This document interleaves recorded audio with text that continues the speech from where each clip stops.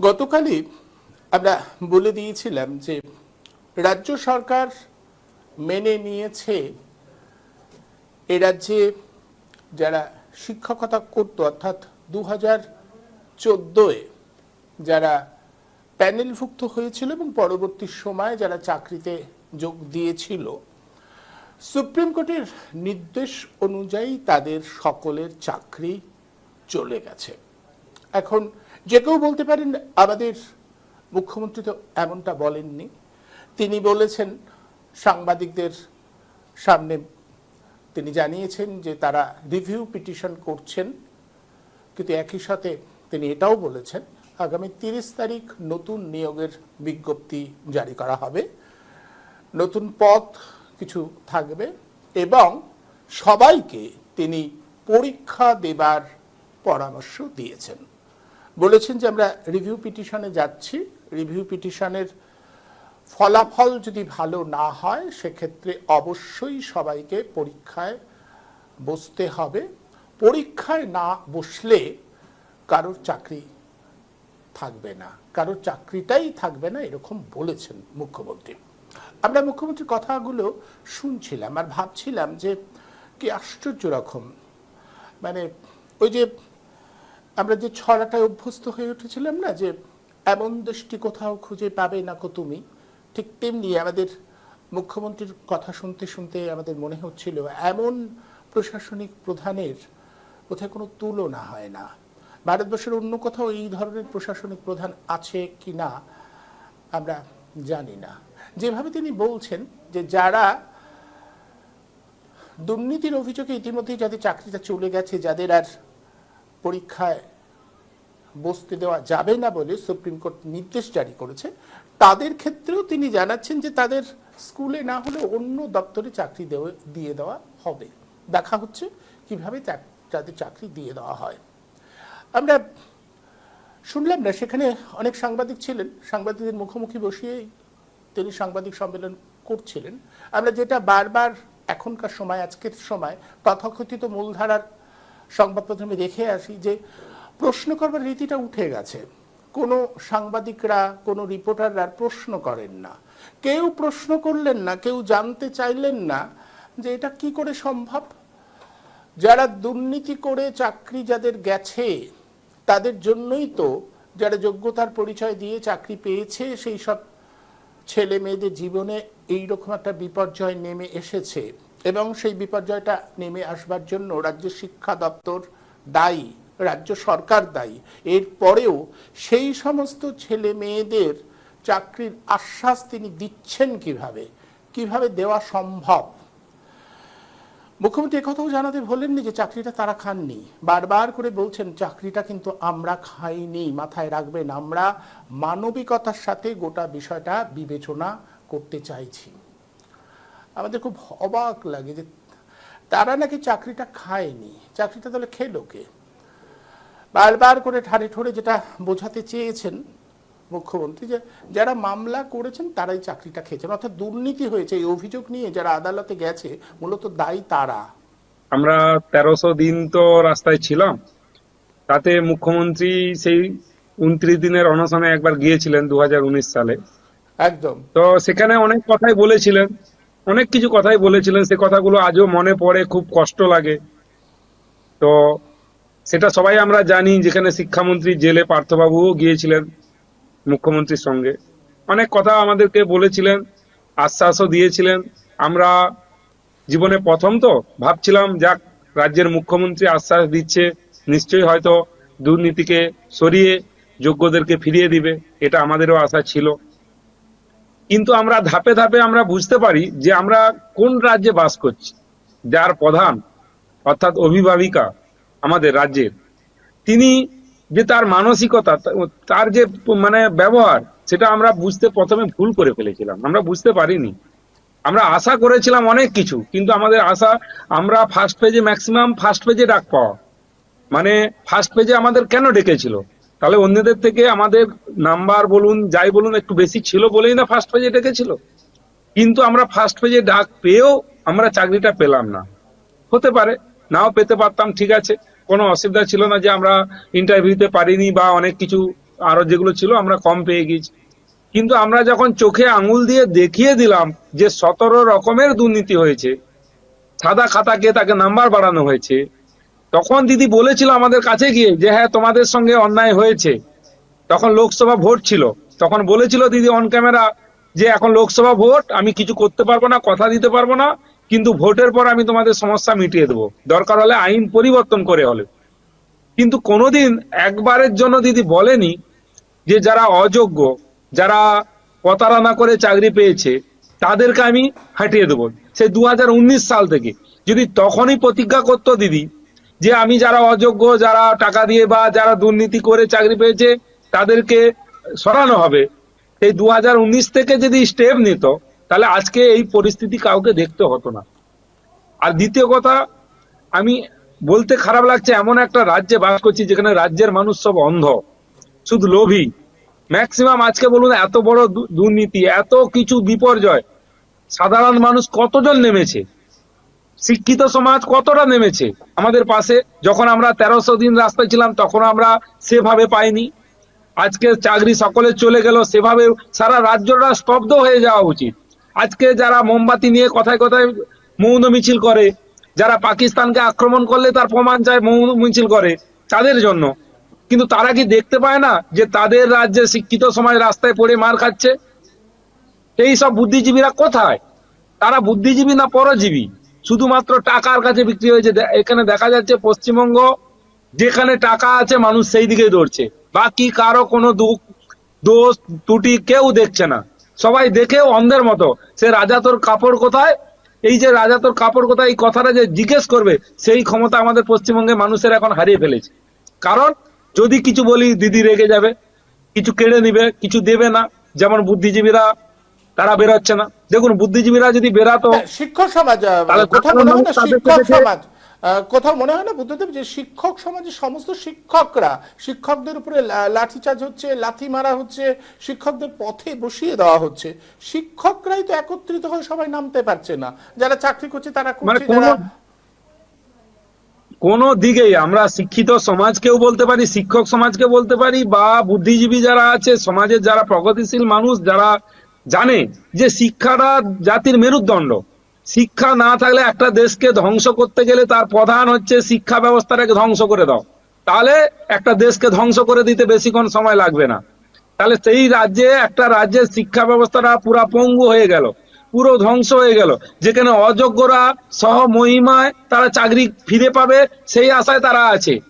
তাহলে সেই রাজ্যে সাধারণ মানুষ এরপরও যদি চুপ থাকে, শিক্ষিত সমাজ, শিক্ষক সমাজের কথা বলছি, শিক্ষক সমাজ থেকে শুরু করে বা আরো অন্যান্য প্রফেশনালে যারা আছে, তারা তাদের ছেলেমেয়েরা ওই শিক্ষকদের কাছ থেকেই তো মানুষ হচ্ছে। কেউ ডাক্তার হবে, কেউ ইঞ্জিনিয়ার হবে, কেউ বিদেশে যাবে, কোথা থেকে?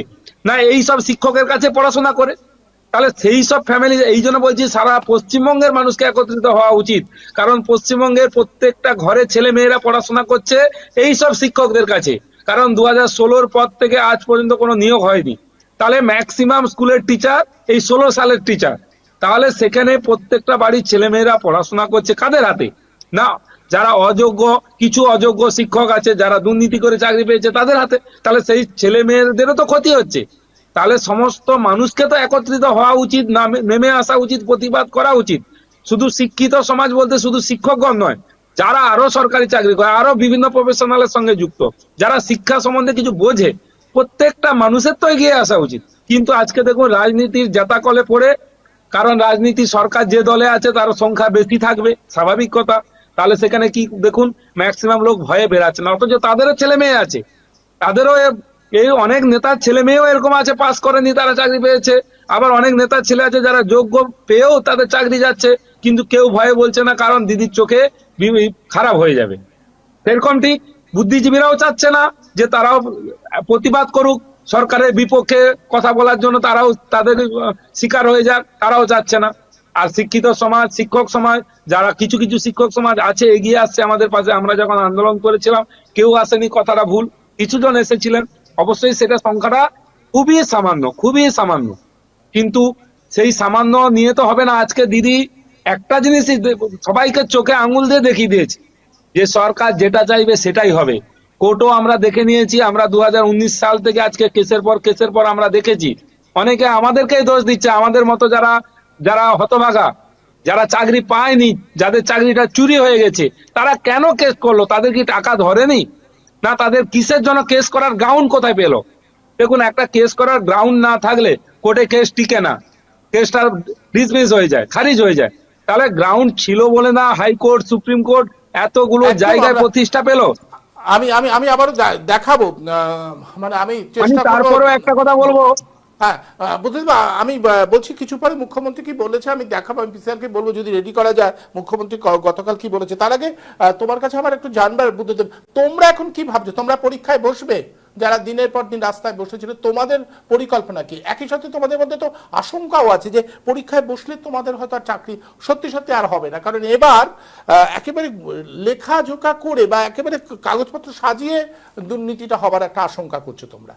একটু বলো তো যে তোমাদের আশঙ্কা।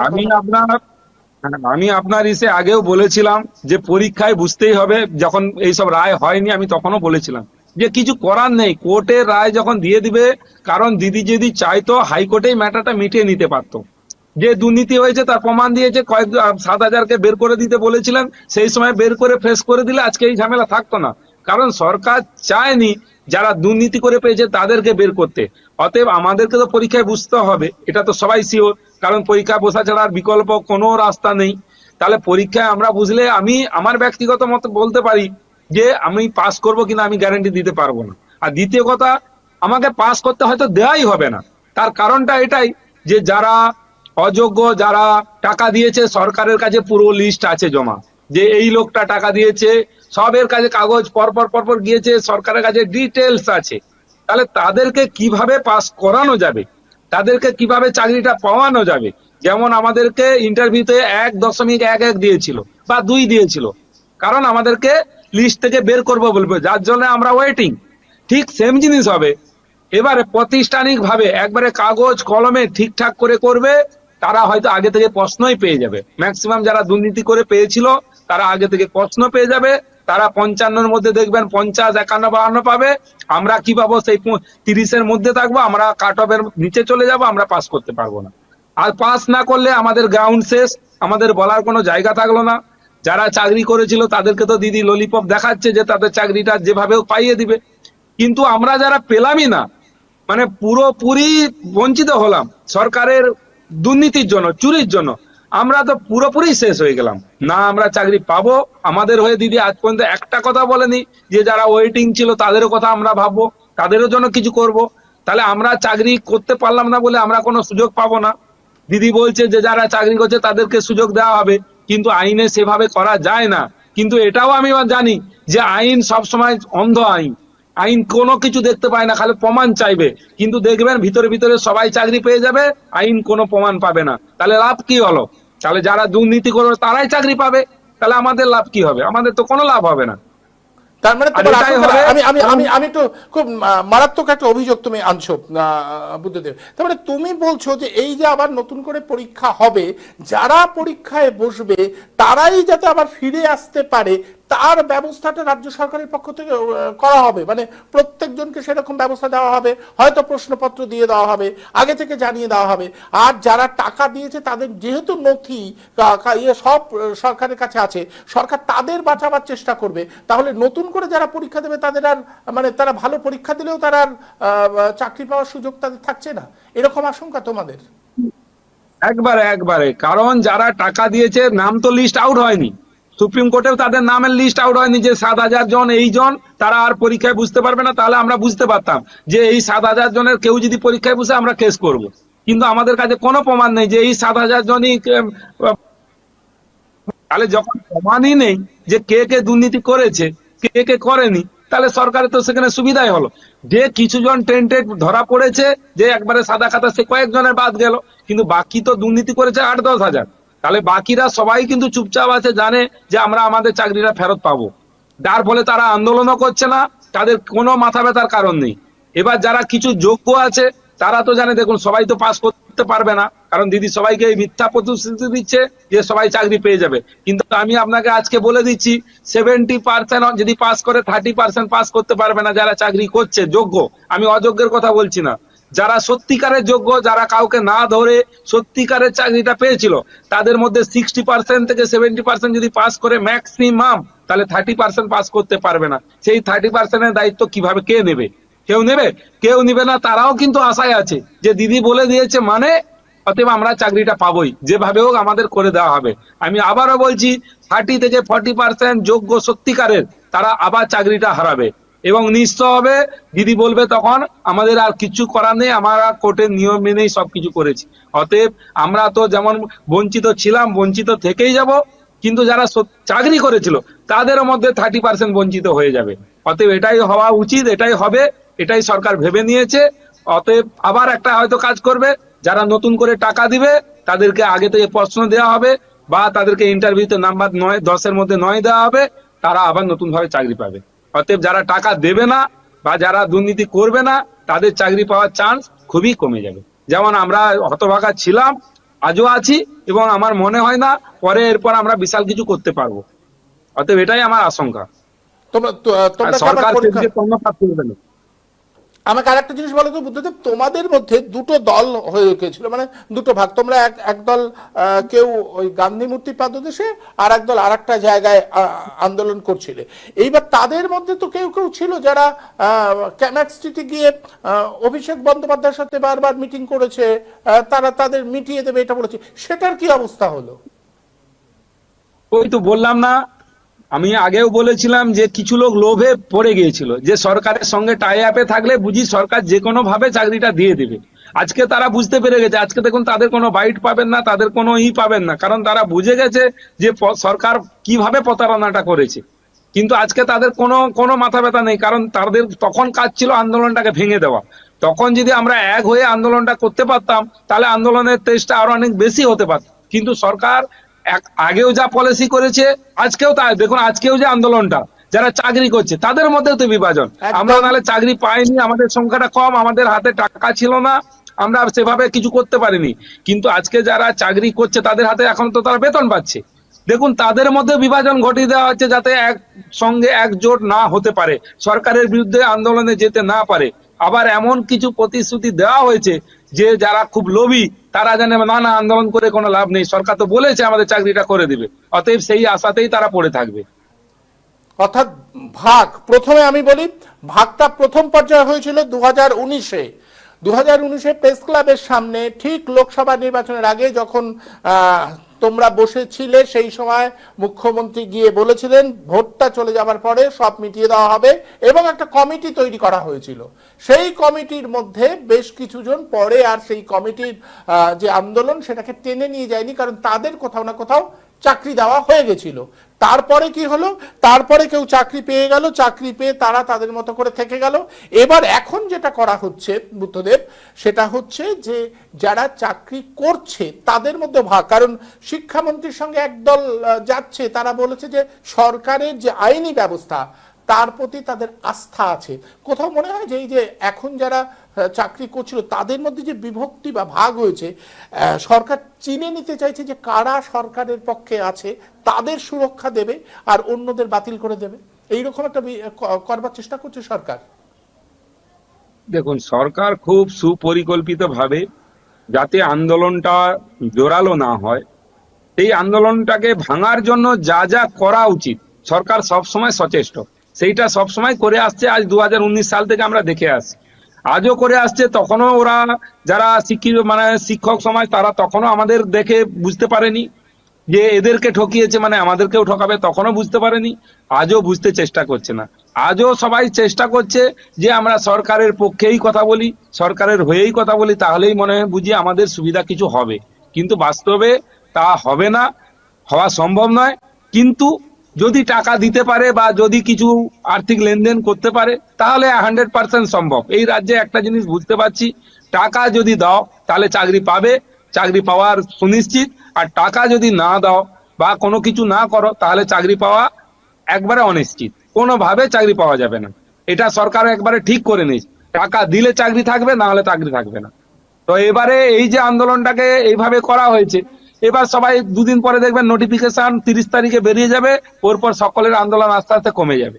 সরকার জানে ভালোভাবে যে এরপর আন্দোলন সবাই চলে যাবে, এবার প্রত্যেকে পড়াশোনা নিয়ে ব্যস্ত হয়ে যাবে, স্কুল খুলে যাচ্ছে, আপনার 2 তারিখ থেকে স্কুল খুলে যাচ্ছে, অতএব প্রত্যেকে স্কুলে চলে যাবে, আন্দোলন করার সময় পাবে না, অতএব এটা একটা চুপচাপ হয়ে যাবে, প্রত্যেকে পড়া নিয়ে ব্যস্ত হয়ে যাবে, সরকার চুপচাপ এটাকে এবার পরিকল্পনা করবে ঠান্ডা মাথায় কিভাবে কাকে কাকে চাকরিটা দেওয়া যাবে, আর এইভাবেই হবে। অতএব এখানে আমি আশা করছি স্বচ্ছতা আদৌ বজায় থাকবে কিনা এটা কোনো গ্যারান্টি নেই। যতই বলেছে না কার্বন কপি দেবে, কার্বন কপি পেলে কি হবে? কেউ যদি আগে প্রশ্ন পেয়ে যায়, তার কার্বন কপির অ্যান্সার যা হবে, আমি প্রশ্ন না পেয়ে যখন পরীক্ষা দেবো আমার অ্যান্সার তো একই হবে না।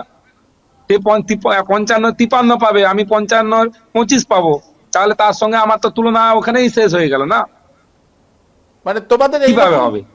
মানে বুদ্ধদেব, তোমাদের এরকম আশঙ্কা হচ্ছে যে আগে থেকে প্রশ্নপত্র পৌঁছে দেওয়া হবে কারোর কারোর কাছে? সেটা যেভাবে হোক প্রশ্নপত্র পৌঁছে দেওয়া হোক, নতুবা সাদা খাতা রেখে পরে গোল করে দেওয়া হোক। দেখুন সেটা তো আমি সরাসরি বলতে পারি না প্রশ্নপত্র, সেটা সরকার ঠিক করে নেবে যে কিভাবে তাদেরকে পাস করানো যাবে। সরকার নিশ্চয়ই তার পরিকল্পনা আছে যে কোন কোন জায়গায় তাদের পাস করানোর জায়গা হচ্ছে, সেইভাবে করবে। সেটা প্রশ্ন দিয়ে হোক বা ফাঁকা, যেমন আগে কি সাদা খাতায় ফাঁকাই রেখে গিয়েছিল যার জন্য ধরা পড়েছে, যে একটা গোল করে সে 53 পেয়ে গেছে, সেটার জন্য ধরা পড়েছে। এবারে সেটা হবে না, তাকে গোল করাবে, গোল করানো হবে, গোল করিয়ে যদি আপনার নাম্বার বাড়িয়ে দেওয়া যায়, আপনাকে বললো আপনি পারবেন না সাদা খাতা লিখে ছেড়ে আসবেন, আপনাকে কিছু লিখতে হবে না, শুধু নামটা লিখে আসবেন। তাহলে আপনি যখন সাদা খাতা ছেড়ে এলেন, সেই সাদা খাতায় যদি 50টা গোল হয়ে যায় সঠিক, তাহলে আপনি তো অটোমেটিক নাম্বার পাবেন। আপনার খাতা দেখে আমি তো কিছু করতে পারবো না, কেসও করলে দেখাবেন দেখুন এই তো 50টা গোল করেছে, কি বুঝবেন?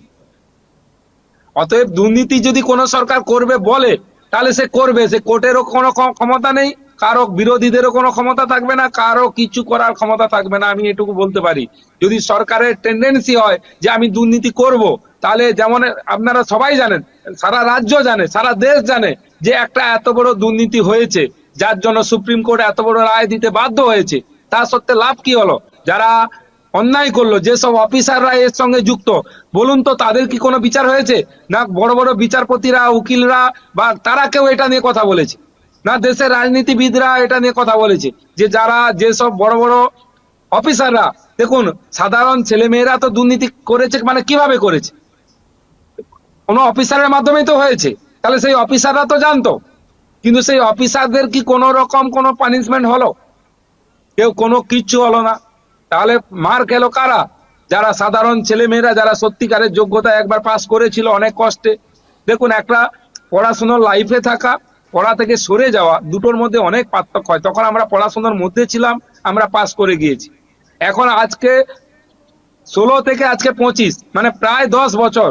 তাহলে 10 বছর আমরা প্রত্যেকে একটা কাজের জায়গায় ঢুকে গিয়েছি, ফ্যামিলি হয়ে গিয়েছে, সংসার প্রত্যেকের আছে।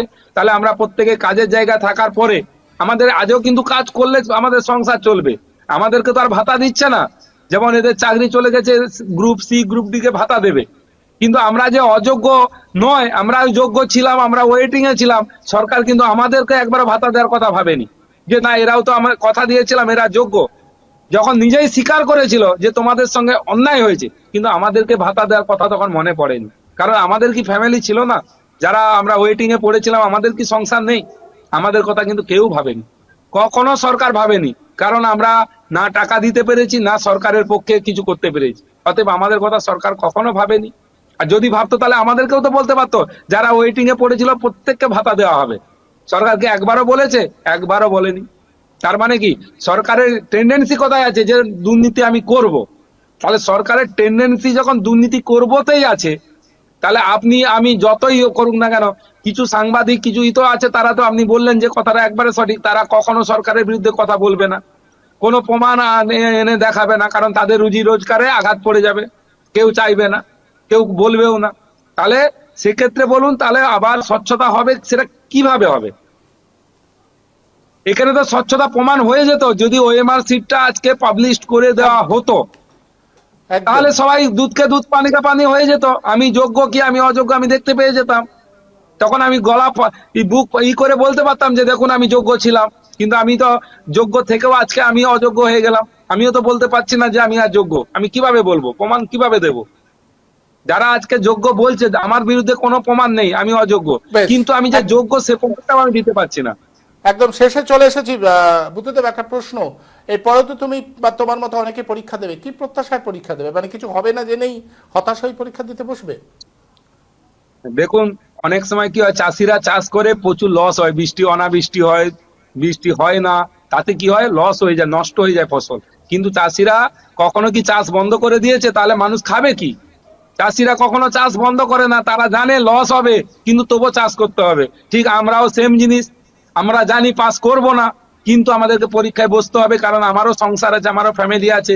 যদি আমি পাস করতে পারি তাহলে সেই চেষ্টা আমিও করছি যাতে আমি পাস করতে পারি, কিন্তু মনের ভিতরে আমি মনে মনে জানি যে খুব চাপ, খুব কষ্টকর। আর আমি আর একটা জিনিস ক্লিয়ার হলাম না, যে পরীক্ষাটা কি অল ফ্রেশার্স কে নিয়ে আমাদের সঙ্গে হবে না শুধু যারা আমরা দিয়েছিলাম তাদেরকে নিয়ে হবে, এটা আমি আজও ক্লিয়ার নয়। নোটিফিকেশন বেরালে হয়তো বুঝতে পারবো। যদি অল ফ্রেশার্স এর সঙ্গে আমাদেরকে পরীক্ষায় বুঝতে হয়, অটোমেটিক আমরা কেটে যাব, কারণ ওরা রানিং অবস্থায় আছে, প্লাস ওদের নতুন সিলেবাসে ওদের মাধ্যমিক উচ্চ মাধ্যমিকের নাম্বার 80% ম্যাক্সিমাম ছেলে মেয়েদের কাছে, সেখানে আমরা একাডেমিক্স করে অনেক পিছিয়ে যাব। প্লাস ওরা যেভাবে পড়ার মধ্যে রানিং আছে ওদের সঙ্গে আমরা পেরে উঠবো না, তাহলে আমরা পাস করব কিভাবে? কাট অফ অনেক একদম। বেশি হবে, তাহলে সেখানে আমাদের পাস করাটা খুব কষ্ট হয়ে যাবে। আমি জানি না সরকার কি করতে চাচ্ছে, আদৌ কি করবে সেটা জানি না। তবে সরকারের যদি সদিচ্ছা থাকে, সত্যিকারের সরকারের যদি সদিচ্ছা থাকে, আমি দুর্নীতি করব না, সত্যিকারের প্রমাণ মানে করব, তাহলে একটা ভালো কমিটি, বিচারপতিদের নিয়ে একটা কমিটি গঠন করা হোক, সেই গঠন করে তাদের হাতে দায়িত্ব দেওয়া হোক যে এই পরীক্ষাটার দায়িত্ব তারা নেই। এসএসসি যেমন, এসএসসি কে আমরা বিশ্বাস করি না, আমি তো বিশ্বাস করি না। এসএসসি অটোনমাস বডি নামে, কিন্তু কার্যক্রমে কোনো কিছু নয়, সব ওরা শুধু মানে কি বলবো, মানে ওই হাত নাড়ার জন্য পা নাড়ার জন্য বসে আছে, হ্যাঁতে হ্যাঁ নাতে না বলার জন্য। ওদের কোনো ব্যক্তিগত ক্ষমতা নেই, কোনো ক্ষমতা নেই। সরকার যেটুকু বলবে, যেটুকু করতে বলবে সেটুকুই ছাড়া ওরা কিচ্ছু করতে পারবে না।